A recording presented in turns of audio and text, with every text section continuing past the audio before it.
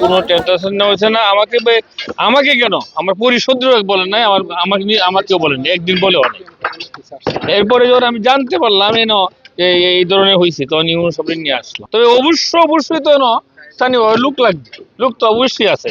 এবং যে জমিগুলো আছে, এই জমি এরিয়া কাগজগুলো আমি নিছি, তাই যে চুক্তিনামাগুলো আমি নিছি, ইউনো সাহেবেরও দিছি, আমার কাছেও রাখছি, যারা সাংবাদিক রাখছে ওনাদেরকেও কপি দিছি। যদি আমার পরিষদে কেউ এটার মধ্যে জড়িত থাকে, তার সুষ্ঠু বিচার, যেটা সরকারি নিয়মে যে ধরনের বিচার হওয়া দরকার, এই ধরনের বিচার হবে। এবং আমার দলীয় কেউ থাকলে তাকে আমি চেষ্টা করব আমার ঊর্ধ্বতন কর্মকর্তাদেরকে বললে তাকে বহিষ্কার সহ তার বিচার করার জন্য। বাংলা কিউআর, যেখানে নগদ পেমেন্ট সেখানে। সারা দেশে 10 লাখেরও বেশি মার্চেন্টে নগদে পেমেন্ট করুন খুব সহজে। যে বিষয়টা হয়েছে, মুর্শিদাবাদ কাজীচরে তারা একটা অবৈধ কারখানা প্রত্যন্ত অঞ্চলে তারা সেট আপ করার একটা উদ্যোগ নিয়েছিল। কারখানাটা তারা চালু করতে পারে নাই।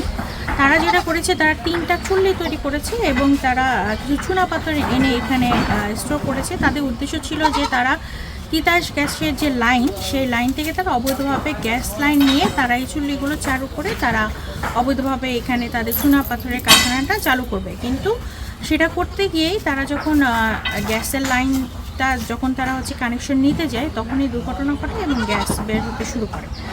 এখন আমরা যেটা করছি, যে চুনাপাথরগুলো আছে এবং যে চুল্লিটা তারা তৈরি করেছে, সেটা আমরা উচ্ছেদ করে দিয়ে আমরা এমনভাবে ভেঙে দিয়ে যাচ্ছি যাতে পরবর্তীতে তারা চাইলেও এই কারখানাটা চালু না করতে পারে। আর এখানে যে চুল্লির যে ইটগুলো আছে এবং চুনাপাথর যেগুলো আছে, সেগুলো আমরা চেয়ারম্যান সাহেবের জিম্মায় দিয়ে যাচ্ছি। সেগুলো পরবর্তীতে সরকারি বিধির মধ্যে কীভাবে নিষ্পত্তি করা হবে, সেই সিদ্ধান্ত আমরা পরবর্তীতে জানাবো।